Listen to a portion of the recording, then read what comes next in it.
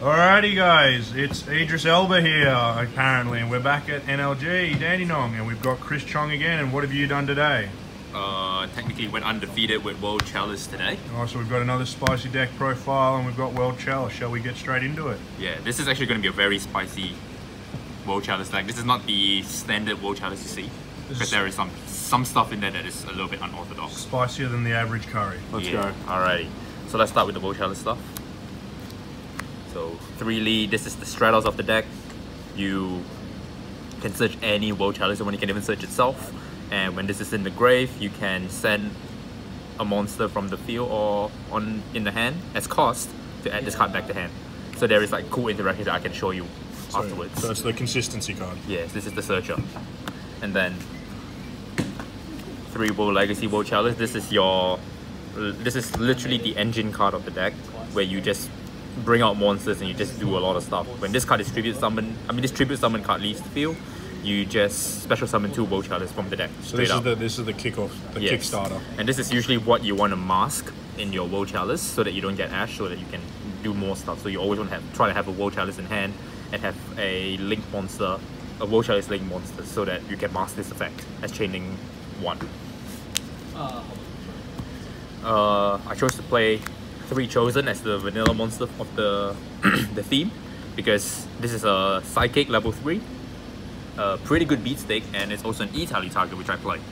There are times where I just summon this in attack mode and just attack over people, and they just can't do anything because there's no response. I mean, 1600, yeah, pretty decent. It's pretty powerful, decent. And then you can just go in the battle phase, do some damage, E-tally this one out, punch again, and then link it away into an Imduck and do more stuff.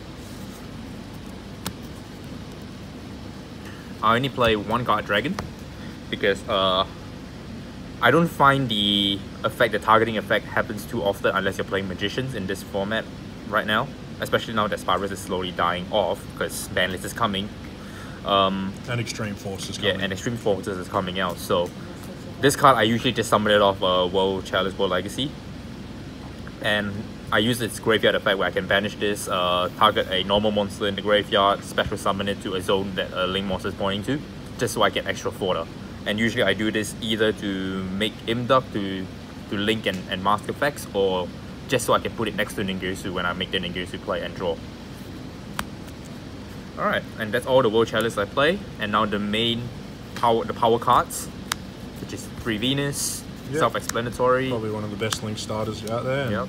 Got to play the 3 Shine Balls with it, and the card that complements it, that makes this whole deck really insane, is Exodius. So how do you feel about this at 3? How do you feel about Exodius? Oh, this card I think you must play it at 3, just because it's a Foolish Burial per se, right? It's a Foolish Burial, and it's also a Daigasto Emerald. Alright, you shuffle all your monsters back just to special summon this, and literally this card can just give you so much advantage just because you can just be so forgiving with your plays. You can just go really aggressive just to make a board that you want, and then put everything back and then start again, literally. So the best thing to do is that when you use when you have Venus, you use all your Shine Balls and you make the board that you want, and you use all that resources, and you put this back, and then you use Venus again, you just get all the Shine Balls out again. And your board, and then you keep your Link plays going. So literally, usually just this card and Exodius, you can make the Tri-Gate loop. You can summon 6 Shine Balls. Literally 6 Shine Balls. And if you have 2 of this, if you draw off Ningirsu, you can just extra link your monster with a Tri-Gate life. So yeah, I think I can agree with 3. Yes, definitely a must. Just for the one-offs, because this deck is really good at playing one-offs. Gofu, self-explanatory. I'm playing a Link deck. I think you still have to play Gofu, especially even if it's a 1. Yeah. If you open this, you're just. Yeah. Literally, the good thing about this deck is that you can just open so many different combinations. You can open this and this. You can open that and this, and you can and you're still making ridiculous plays. You know. So there's a lot of combinations where you can just end with the same board. So it's a must, one-off. Dandelion. I recently found Dandelion to be really good in this deck, because I used to play this and I never thought about this until I realized that Exodius, when I read it properly, I can just send a monster. So I can just go into the battle phase, declare an attack, send this, Get two tokens, and if I have any normal monsters in there, it punch over stuff, and I just get 3+s for main phase 2 to do more link plays. There's also an interaction where you can have this in hand, and you have Lee in hand, and you can just send this as cost to add Lee back and get 2 tokens for free. And this is a link deck. Tokens are like so good. And this is the spice that I was playing. 1 Eva from the new structure deck. This just came out. This just came out. This card says if this card is in the graveyard, you can banish up to 2 other light fairy monsters from your hand or in the graveyard and add the same number of level 2 fairies with different names. So there was one thing that happened today with Dinosaur Player where I used Herald of the Orange Light and this to negate a True King's effect because I was playing against Dinos. And the second it hit the grave, I used Eva to banish the Herald and the Lee to add back a Lee and a Herald the Orange Light. And I negated the Oviraptor and that was pretty much game. And I'm playing this one off because I think this card is actually really I mean, this dumb. is the boss monster, if you have one. Yeah. Like a normal summon monster. This card, it says if you negate any activation of a spell, trap, or monster effect, you can banish two fairy monsters and special summon this from the hand or in the grave. This card does piercing damage, and if it does battle damage, you can just add a counter trap. So I feel like this is so powerful, especially when you are doing your combo midway and you have no way to mask your effects. You're in the play and you have the Heralds and this. You can just negate the Ash, summon this, kill something, and add a Solemn Strike, and then set it for their next turn, which is just ridiculous. Sorry, Ardenay on drugs. And the last one-off card, Gemini Garnet. But also the good thing about Garnet is you can recycle it with Exodius. Yeah, there were so many times I draw Brilliant Fusion and Garnet and I just OTK them anyway. That's also because of Exodius, and also this is a normal monster, which means I can just summon a Shine Ball, make a Link Spider, summon this, make it into an Imduk, make Eve, and then use Imduk's effect. So it's never really dead. It's never really dead. It's never dead. Which is really great in a Brilliant Fusion deck. And then literally you draw 3, you draw into Exodius and a Brilliant Fusion, you put all this back, you make the Brilliant Fusion and just extend your board to something chronic. It's crazy. Some people play Lazuli because it's a +1. When it's sent to grave, you add a normal monster back, but I feel like if you're gonna do that, you might as well just play a huge beat stick and you just grind. Yeah. And for the hand traps, small hand trap lineup, 3 Ash, self-explanatory. In this format, if you don't play Ash, something is really wrong with your deck. Or if you're poor, I'm sorry. And then for the cheap hand traps, which is Herald the Orange Light. This card is just nuts. This whole deck is fairies. So literally you can just use Shine Balls that are dead in your hand. You can use a Venus that is dead in your hand. You can put Lee, which you can add it back next turn. I mean, there's so many interactions. You can even send the Past Earth card and then trigger its effect straight away. It's ridiculous. There's so many times where someone maxes me and I did this and they go, what? And then next turn I just use the Ash on their play and they're just literally they're dumbfounded. They don't know what to do. They're not ready for this. And of course you got to play the God hand trap, maxi. Will this survive the ban list? I think it will. I think it might even go back to 3 because special summoning is going to be so prevalent. Like we need something. Sorry to interrupt. I feel like it's annoying at 1 because it's just super sacky. It's super sacky. Like I think it should come back to 3 just so it's fair. You know, if you draw it and then at least your opponent knows there is a chance you will draw it. It's a higher chance. But if you draw that 1 off and they're not ready for it, it's just a sack. And that's all the monsters. I think there's 31. And for the spells, Foolish Burial. It's not Foolish Burial. It's not Foolish Burial. It's a Brilliant Fusion. It's Foolish Burial with a double summon. Yes. This deck loves to double summon, and double summoning is what gets you into your big plays. This is also good because it's a Foolish Burial. If you don't have your engine, which is your Chalice engine, which is Lee, you can send Lee. But if you have Lee, you can send Venus and use Aurum to bring back the Venus and go bananas. So this card is just really powerful. If you feel like you want to be really cheesy, you can even send the Past Earth card because you know you're going to negate something and then bring it out and then kill them. And then this card is, I mean, this deck's just really good at playing like powerful one-offs. So 1 E-Tally, 1 Soul Charge, and then 1 Foolish Burial. E-Tally, as I said, you can summon the Chosen. Like there were times where I go Ningirsu Chainlink 1, Imdak Chainlink 2, and I go Chainlink 3 Emergency Teleport, so that I draw 2 or draw 3. Soul Charge is just game ending. Like if they crack your board, somehow they crack the Tri-Gate board, you just bring everything back and you win from there on.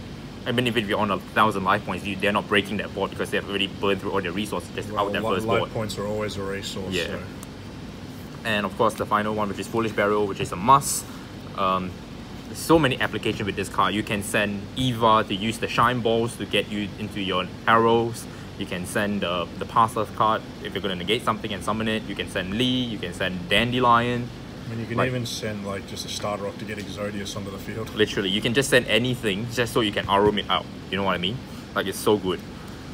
And I play 3 traps because So Solemn Strike, Solemn Warning. Pretty much the Solemn Brigade. Yeah.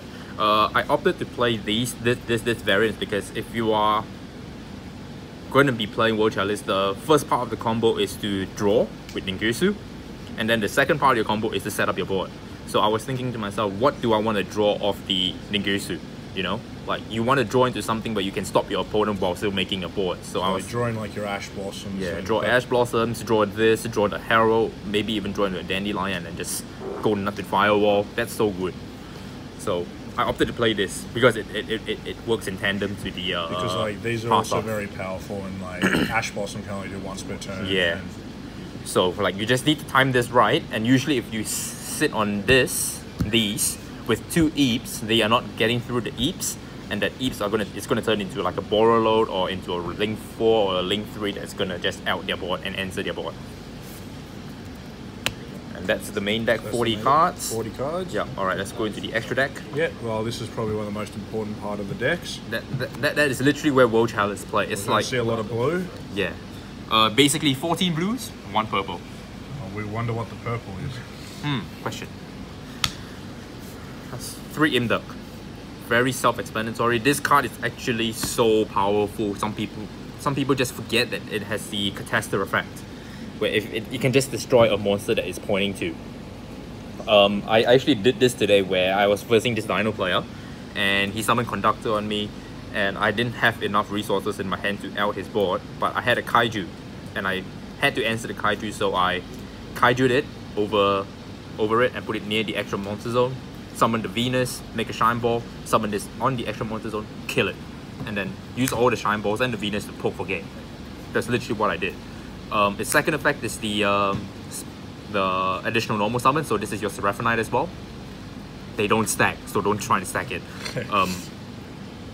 That is like the next most important one, that's why you use it. And of course the last one, which is every single World Chalice has it, which is the special summon itself when it leaves the field. Special summon a World Chalice from your hand. That's how you mask effects. I play 2 Link Spiders. 2 because usually starting up your combo you need 1 just so you can do your Shine Ball, summon a Link Spider, use its effect to summon a level 4 or lower normal monster. Which could be Garnet or your World Chalice. Can be a Garnet, can be a World Chalice, can be also the Mystical Shine Ball. So you can make this, and then you can go into an Eve and then proc this effect to summon the lead out of your hand so that you don't burn out your extra normal summon. It's just ridiculous. And then the second one is just there so that you can make Tri-Gate life. That is the easy way out. Usually I end with Gaia Saber because it's bigger. But that's the Link 1s. Link 2, 2 Eep on Arum. I play 2 Eeps because the Eep block is actually pretty powerful. Because it can't be targeted by card effects, can't be destroyed by battle card effects, and they just can't be destroyed if they are locked to each other. And then next turn, this is going to turn into something else. It's just free resource. Arum is your main starter when you're playing World Chalice. You want to try to get to him before you do all your nut play. And Arum has an effect where you can tribute a World Chalice monster that it's pointing to, target a monster, and special summon it to the zone that it points to. So literally, I can just trade in a vanilla monster for an Eve that I've used. I can trade in a Guard Dragon for a Venus. I can trade in whatever I need to extend my board. You can even bring back the Past Life card and then just add a free counter trap. Nuts. This is also your out to Baguska, because if there is a World Chalice World Legacy in your graveyard, as long as you have a World Legacy with different hits against 300 attacks, so it will always be on 23, and that's how you out Baguska. Well, the good thing is though that I don't think Baguska really affects this deck like the extra deck, because you're all links and they can't be switched to defense modes. Yeah, it is. I was playing this Pendulum player and he didn't know what to make, so he made a Baguska. I mean, it made me waste some resources, like wasting my Lee. Or like his Exodius doesn't work. Yeah, because I can't do anything else. I can't search, but I had this, so I made it and I beat over it, and then I just continued with my plays after that. Would only play one? I only play one just because I'm playing Exodius. Okay. So I can, if I really need to do this again, I usually will save the Exodius in my hand, let it die, and then next turn just shuffle everything back and then rebuild the same board that I made, and they just go, oh well, I can't break this now. Yeah. And just that one proxy, because sometimes you need to use a Shine Ball and a Venus. It's also good with Gofu, the Gofu tokens. Yeah, just a generic Link 2. Yeah. Link 3s, Ningirsu, Gaia Saber, Trigate. This deck abuses the hell out of Trigate. Now that Spyros is no longer a break my board, World Chalice can take that mantle and go break my board. And Trigate is what you want to usually end on after you make the Ningirsu play. So, this is what you want to try and mask most of the time. Because it draws cards equal to the amount of World Chalice this card is pointing to. So, you can draw 3, or you can draw 2, or you can draw 1. But still drawing is good. Yes, you usually want to maximize your draw by drawing 3, but sometimes you want to make the Trigate board, you need to give up 1 draw just to make the 2, just get 2 draws and just make a Trigate. I think that's better sometimes. Gaia Saber is just a generic Link 3 to out Baguska as well, and it's also easy to go into. But it also points down as well. It also points down, and it doesn't give your opponent a zone to use. So that's why I play this over Decode. Decode rarely ever comes up, so I thought I cut it. And then the 2 rank 4s, Firewall Dragon, you only really need 1. Because if you can make this live, to just bounce 1 card is already devastating enough. If you just want to bounce it, that's greedy if you're going to extra link. And Borreload. Probably one of the strongest link monsters. Yes, I actually had to do this against the Dino player because I knew he had Conductor in hand and I didn't want to give him enough fodder to make Conductor. So I made Borreload with 2 Eeps and an Imduck. Took his Oviraptor, punched over his, something else, and then he had Lost Bow, so he played Lost Bow, played the Yellow to summon a token, and I just dropped it to 0, so he couldn't do anything, literally. So these are the only 2 rank 4s that I play. This is just to enter boards. I never really make it unless I need to enter a board. This is what you usually make because its second effect to special summon cards is ridiculous. Sometimes you open Dandelion in your hand and you just have to special summon the Dandelion and link it away to get more plus. And of course, finally, Seraphinite. No need to say anything about it. I actually used this to punch over something today. I mean, because people forget about Brilliant Fusion's second effect. Yeah, I was playing Chainburn as my round 1 and I really didn't want to do anything more to start the chain. So I just put this in attack mode, pitch my second Brilliant Fusion, make this bigger, and make this 23 and just punch. And then next main phase 2 did a little bit more stuff just to clear my hand and clear the board a little bit so that I don't end with so many cards and get Secret Barrel to death. So this worked out really well. So that's the extra deck? That's the extra deck. We'll move to the side. Play 3 Chaos Hunters. This is for Tricksters, and also because if you're playing, I didn't cite this in against Dino, but the theory is you can special summon this off Firewall and there's a 2500 beat stick. Like, monsters in this deck is so powerful. You need them so that you can do your link plays, or you can just put them as bodies to like kill them. I play 1 Kaiju, 1 Gamasuil and 1 Humongous. That's all I play. This is when I decide to go in second. The reason why I'm not playing 2 Gamasuils or 3 is because I'm playing this card in the side as well. I'm playing 2 Kaiju Waterfronts in the side because if I'm going first, right, and they know that I play the solemn package, I can smoke screen into this.